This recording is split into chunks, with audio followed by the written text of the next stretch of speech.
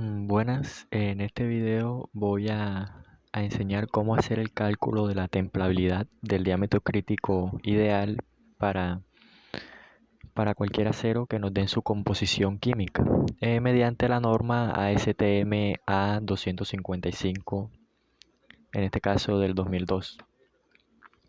Entonces, lo primero que tenemos que saber es la composición química del acero al que queremos calcular su diámetro crítico ideal.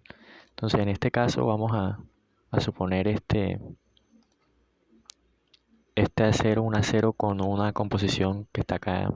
Vamos a centrarnos acá con carbono 0.4%, manganeso 0.7%, silicio 0.35%, 0,01% de fósforo, 0,02% de azufre, 0,7% de cromo, 1% de níquel y 0,21% de molibdeno. Entonces lo que hay que hacer es ir a la tabla número 6 de la norma ASTM 255 y vamos a encontrar el factor multiplicativo que corresponde a cada uno de los porcentajes del elemento de aleación. Por ejemplo, comenzando con el carbono, tenemos que hay un 0,4% de carbono. Entonces lo que vamos a hacer es buscar acá donde dice en la fila que dice porcentaje de aleación, vamos a buscar el 0,4% y nos vamos a ubicar también en donde dice acá carbono. Para resaltar que esto solamente sirve para aceros con tamaño de grano número 7, porque se ha demostrado experimentalmente que cuando se hacen las regulaciones del tamaño de grano, pues el tamaño de grano promedio es del número 7.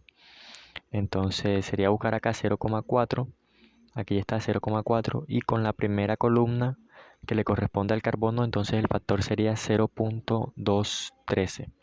Ese factor está anotado acá ya, 0.213. Hacemos lo mismo con cada uno de los aleantes. Por ejemplo, acá manganeso 0,7%. Entonces buscamos el 0,7. Acá está. Y el manganeso equivale a esta columna de aquí. O sea, el factor que buscamos sería 3.333. Listo. Entonces, hacemos esto con cada uno y los valores que tendríamos que obtener son estos de acá. Para aclarar que el fósforo y el azufre no se tienen en cuenta en el cálculo de la templabilidad, ya que normalmente esos factores son 0 y entonces se anularía todo, porque el paso siguiente acá para determinar el diámetro crítico es multiplicar todos estos datos. Entonces sería, para hallar el diámetro crítico, lo voy a hacer por aquí, sería diámetro ideal va a ser igual a la multiplicación de este multiplicado con esto, multiplicado con esto, multiplicado con esto, multiplicado con esto, luego multiplicado con esto. Y nos da un diámetro crítico de aquí que vamos a reducir hasta 4,9. Eso viene dado siempre, si usamos esta norma, viene dado en pulgadas. Entonces, luego el siguiente paso, si queremos hacer una gráfica, calcular las durezas mediante este diámetro crítico ideal, lo que tenemos que hacer es irnos a la tabla 7 para calcular la dureza inicial. Entonces vamos a la tabla 7. Me pasé. Tabla 7. Y bueno, la dureza inicial va a depender únicamente del porcentaje de carbono. Entonces, como observamos acá, el porcentaje de carbono de este acero sería de 0,4%. Entonces, vamos a buscar acá donde esté el 0,4, 0,4, 0,4 aquí. Y eso nos va a dar que tiene una dureza inicial, acá dice inicial con 100% de martensita, de 56 en la escala Rowell C. Esa sería esta dureza inicial que está por acá. Ahora, como queremos calcular, graficar la dureza contra la distancia, entonces eso se haría, tenemos que calcular diferentes distancias. Pues por reglamento tendríamos que calcular las distancias con una separación de 1/16 de pulgada. Entonces calcularíamos la distancia de 1/16, 2/16, 3/16 y así hasta 10. Y luego de cuando llegas al 10 pues sería de 2 en 2, y cuando se llega al 20 de 4 en 4 hasta el 32, que eso serían 2 pulgadas. Aquí no simplifique estos números por efecto de practicidad. Entonces, ¿cómo sabemos, cómo podemos calcular la dureza en cada una de estas distancias?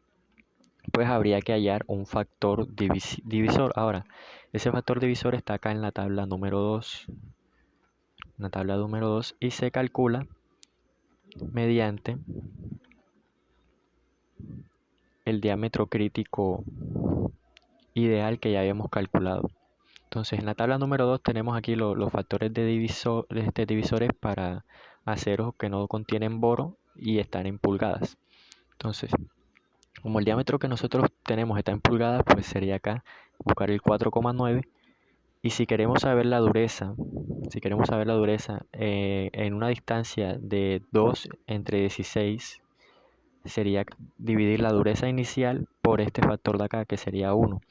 Y así lo mismo para 3 entre 16, 4 entre 16, 5 entre 16, y sería dividir por cada uno de estos factores que aparecen acá. Entonces, como son todos estos de esta misma fila, los copié acá. Y estos mismos factores pues los coloqué acá con su respectiva distancia. Y la dureza en cada uno de esos puntos de distancia sería dividir la dureza inicial